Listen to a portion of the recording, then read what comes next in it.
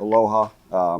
Obviously, our number one concern is the health and safety and the well-being of all of our student athletes, but hope that Hawaii's student athletes and their staff are getting better and that they stay healthy and progress in the right form and fashion. Obviously disappointed that we weren't able to play this game. More so for our players and all those people that worked very hard to make this happen. Our players invested deeply to make this for our seniors that will no longer be Memphis Tigers on the field, but forever in our hearts. It's sad for them. Our players were ready, they prepared, they worked hard, they did everything right. The way they behaved, their actions this week at the bowl game reflected that. So disappointed we weren't able to play the game. But we are bowl champions, and that's the one thing I told them, that it was the most important thing, that we go home with this trophy, and rightfully so. Those players, those seniors, earned the right to be called champions because they did everything the right way. With that being said, we understand that there's going to be some questions whether or not we plan on playing another bowl game. At this point, the biggest thing for us is to get our student athletes back home to their families for Christmas and the holidays so they can be around their loved ones. Let me also thank everybody at Hawaii. This great place has been wonderful. The bowl experience, people have been first class. The Sheridan, everybody from the Easy Post Bowl have been absolutely first class and outstanding. So thank you to them for a wonderful week. Obviously, didn't end the way we wanted to, but the biggest thing is making sure everybody's healthy, safe, and well, and getting everybody back to their other families. Cassie and Jarvis. Ryan, what was the series of events just from when you found out to when you told the team, and I guess how short of notice did you get? Yeah, so about 22 and a half hours before kickoff was when we found out, and really, just not too much longer before the media actually found out. So we were actually in team meetings prior to actually going to Ching Stadium for a walkthrough. And so we had the team already gathered, finish up position meetings, and then was able to talk to the team and have the discussions with them. So, obviously communication, our athletic director, Laird Beach, and I have, great communication. And as soon as he found out, he let me know, and I was able to tell our team. Obviously they were disappointed, but, like I said, the biggest thing is for everybody's safety and well-being. What did the Hawaii Bowl tell you as far as, okay, well, what does this mean? Do you get the money? And how do you get the trophy? And can you declare yourself that trophy? Yeah, so we did have discussions immediately following, right after, even discussions through the evening as to what this looks like. So many of the other details as far as money and travel and all that stuff will still be hammered out. Our administration will do a great job having those discussions on our behalf and to make this justifiable. But the bowl game, ESPN, everybody did agree that with the inability for them to play the game, that we'd be named bowl champions. And I think that's fair to our players. They were ready. They had a great game plan ready. They did everything right. And so, look, we want to play the game. We wanted to win the game. But they've earned that right to at least go home with the trophy. What's the initial feeling you have when you hear the news? Just like everybody, disappointed. Again, first and foremost, want to make sure everybody's healthy and that we don't put anybody in any safety concerns. But frustrated, disappointed. I think about this. It took almost a month of preparation to get to where we are today. And, I think about how hard our staff worked, right? The equipment students that worked their tails off, moving stuff around. All the people that put in these efforts, right? The efforts of our university. Like I said, I had the opportunity at a banquet the other night to thank Laird Veach and Jeff Crane and our administration for the opportunity for a lot of these coaches to be able to bring their families here and do those things. So it put a lot of effort on a lot of people, and grateful for that. But, just really more than anything, I felt for our players, and I still do, because anybody that was in that room saw tears, saw frustration, and sadness because they wanted to play. And more than anything, for those seniors, the one last time to don that Memphis uniform that they wear so proudly. Yeah, about those seniors. Is there anything you can do or say to kind of help, I guess? Yeah, and the exact same thing, Cassie, that I told them last night and this morning is the only thing I can do is apologize, and I feel terrible. I said, look, guys, I wish there was something I could do. They know that how much we love them, I love them. They'll always be Memphis Tigers. That if they ever need anything in their life, I'm a phone call away, and that the friendships will last a lifetime. And but all I can do is feel for them and emphasize with them and be there for them. And there's still some guys that are sad this morning. And this is not goodbye forever, but it's not the way they wanted to end it either. Is there some silver lining, or is it too soon, just because you did get to bring these guys here? Look, it's been a wonderful week for a lot of our guys. I mentioned in the press conference, a once-in-a-lifetime experience for so many of us. The silver lining is this: maybe they get to go home a few hours earlier. Maybe I'll get to go on the beach and put my toes in the sand for the first time all week. My wife told me right when we land, we're going to St. Jude's in Le Bonheur to be able to go give toys to the kids. So it's a wonderful opportunity, at least, to maybe get these guys home quicker to their families.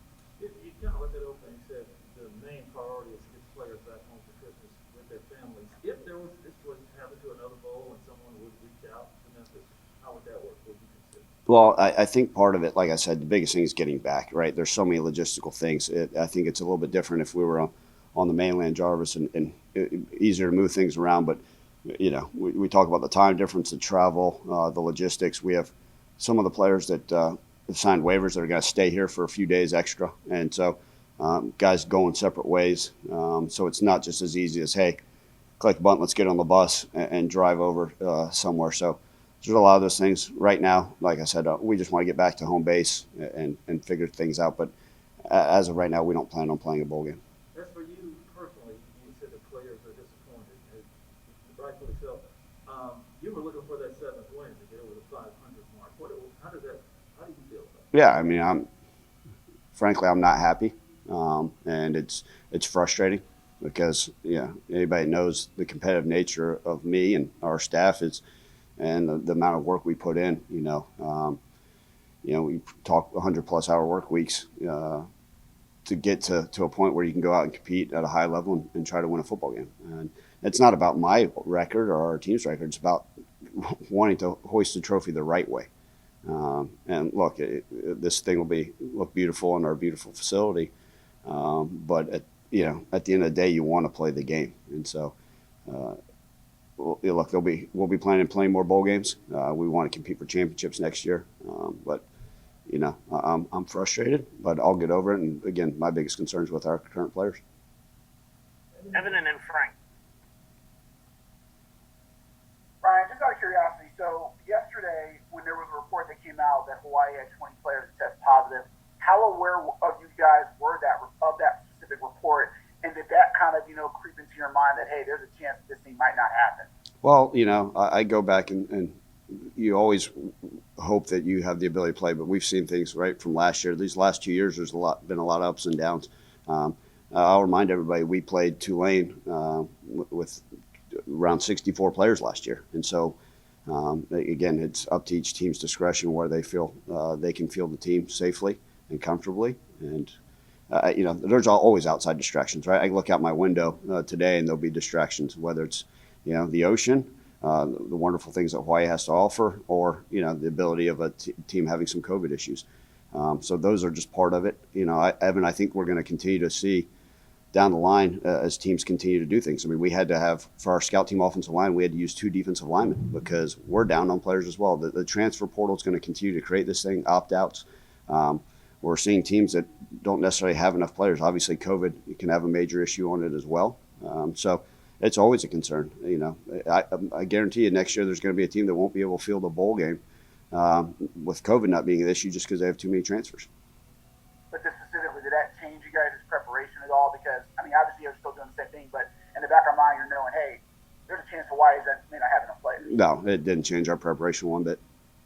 Okay. And then secondly, you mentioned trying to get back to the mainland.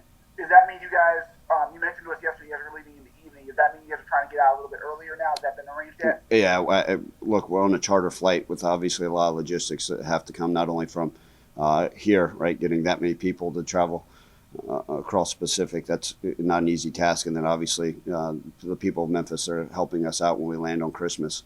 So trying to move things around won't be as easy. We'll maybe get in a couple hours earlier. Okay. And then last thing from me too, you mentioned obviously the focus is not on playing another game just to get guys home. Logistically, do you just think that it's just, again, with guys wanting to get home, with you guys wanting to get home, is it even a possibility to even think about because of just how much logistically from the travel to Hawaii to there, then the travel to another state and practice and all that? Is this sound like something you logistically you can even think about right now? Yeah, Evan, I do think it's I don't ever like to use the word impossible, but I think it's a very hard task to be able to try to get done. Like I said, it would be different had we been in Montgomery and had we known, or if we had known a few days prior. But now, given the date, the timing, the ability to get people, like I said, I mean, we've got some of our players' families are here now. That we're planning on spending a few extra days, which is great, and I want them to enjoy that, and some of our players. So all those things come into mind. And then, how many of our guys, and look, our guys want to play the game, but reality, it's just more about the travel and logistics. I think it's very, very hard to do. Thank you. Thank you. Frank and then Terry. Hey Ryan, you're 2 years at the helm here. I mean, as a coach, you've been dealing with COVID, both seasons. How do you cope and help your coaching staff and your players cope, with the scariness of it all, the emotional impact of something like this happening? How do you keep your coaching staff and players kind of looking ahead in the midst of all of this? Yeah, Frank, it's my job is to be the leader. I feel I'm responsible for everybody that traveled with us here. It's my responsibility to stand steadfast. Even when I heard the news, as much as I wanted to yell and be angry, I had to stand in front of our team and tell them the news and be positive and encouraging and be there as a voice of reason. And that's my job. And so, look, we've seen adversity the last 2 years, probably unlike a lot of people have seen. But I think, talking to other head coaches, this has been a quite unusual 2 years in college football and athletics. So for me, I've just got to be the positive mindset, the force that's, hey, guys, we'll get through this and lead them and understand that whatever comes our way. Because guess what? We're going to continue to see adversity, and that's life too. And I talk to them. Every lesson that we learn here as a football team and as a program will carry over to life. And if we can be positive and get through this thing and keep a great mindset and an approach, that we'll be just fine down the road. And so, I look at that one of those things. It's my job as a head coach is to make sure that we keep chugging along in the right direction. And like I said, are people disappointed? Sure, but we got to continue to lead the right way, and we will. I know you said some players signed waivers to stay in Hawaii, after the fact. Once the holiday is over, when do you plan on, I guess, when's your next team meeting that you have all these guys together? Yeah, January 17th. So with school not starting back till the 18th, we'll get them in on January 17th. Obviously we'll be touching base with them. It's not like, hey, see you guys. We talk to them, make sure they're doing okay. Obviously checking on their health and well-being as well. And it's the nature of our coaches to check on their guys like they're their own sons to make sure that they're doing okay. And so we'll be in constant communication with them. And, obviously, but they need a chance to decompress, take a deep breath. It's been a heck of a season. They battled every single game. And obviously the way this ended, frustrations, but we'll gather back as a full team on January 17th. Thank you, Ryan. Thank you. How you doing, Coach? Good. How are you, Terry? Yeah, I know.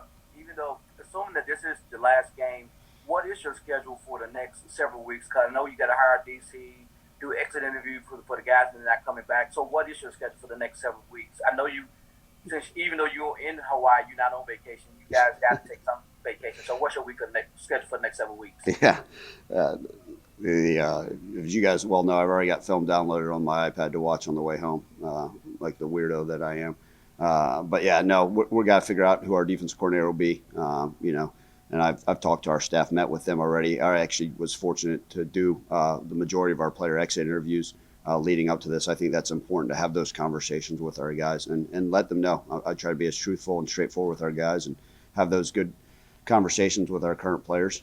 Even had them with our outgoing seniors. Just things that we can constantly do because it makes me a better coach if I can figure out ways to make our program continue to head in the right direction.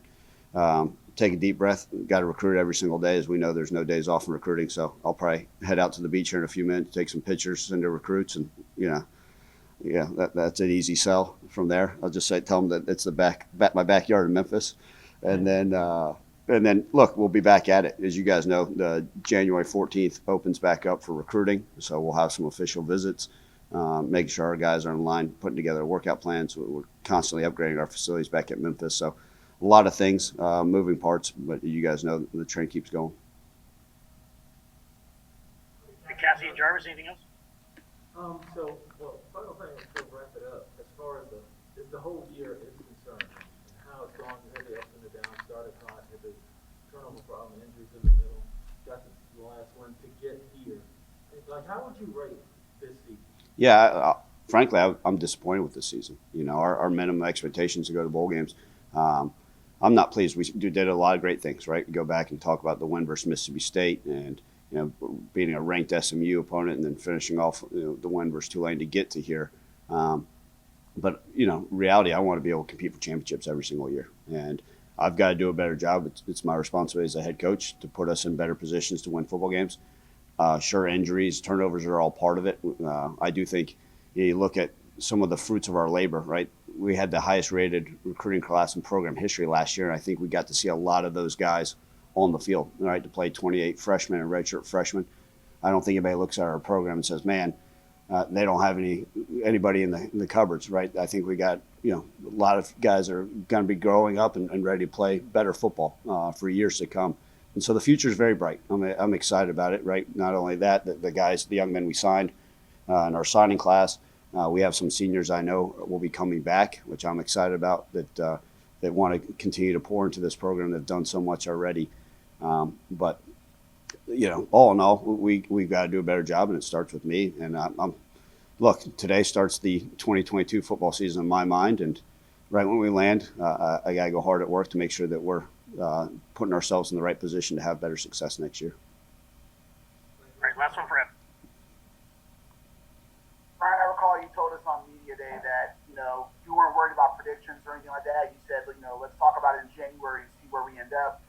You just said obviously this season was a bit of a disappointment. So I guess if you were to try to sum up how this season went as far as where you need to get better, how would you say where do you think you guys stand right now, and two, how do you see the team needs to get better in 2022? Yeah, like I said, every part of our program needs to improve, from the head coach down to the janitors. Every part of our program, everything we do can improve, and we got to strive to do that every single day. Obviously, if we look at things from a macro standpoint, we got to continue to find ways to stay healthy, and the turnovers. Those were some of our biggest issues this season. So I'll meet with our strength and conditioning staff, our medical department, and see if there's something we can do. Obviously, we know sometimes that nothing can heal a broken bone, but we're constantly going to be exploring the best ways to put our guys in a position to get through the seasons. And then, I've got to look and make sure that I'm doing things right? Whether it's from a play calling standpoint, from a coaching standpoint, from what we do in the strength and conditioning. All those things are so important as we look ahead. From our personnel, I feel like we do have the right players. As you guys know, the rosters are ever changing. With this year, you're now able to sign up to 32 players. So you talk about that with the additions of different walk-ons. I mean, a lot of these rosters throughout college football are going to be almost completely, halfway new, with new faces, and that's the ever-changing part of this sport that we're in. But I'll constantly be exploring ways to continue to improve us, and it starts with me. Last thing, how do you, with the staff, because you obviously had this staff now for most of your tenure, when you look at your staff, how are you going to be kind of evaluating them? Because obviously they have been such a big part of your time here with relatively little change the last 2 years. Yeah, I evaluate the staff just like I do our players. It's no decisions have been made what we're going to do moving forward, but that's just part of it. And I need to constantly look at everything that occurs in our program and see if there's ways we can get better. If there are, then the changes will occur. But that's not on my brain right now. I'll have time to think about that these next few weeks. But constantly evaluating, I think that's how we'll progress in the right direction. All right, thank you all. Thank you all this season. See you soon. Happy holidays, guys. Be safe. Thank you.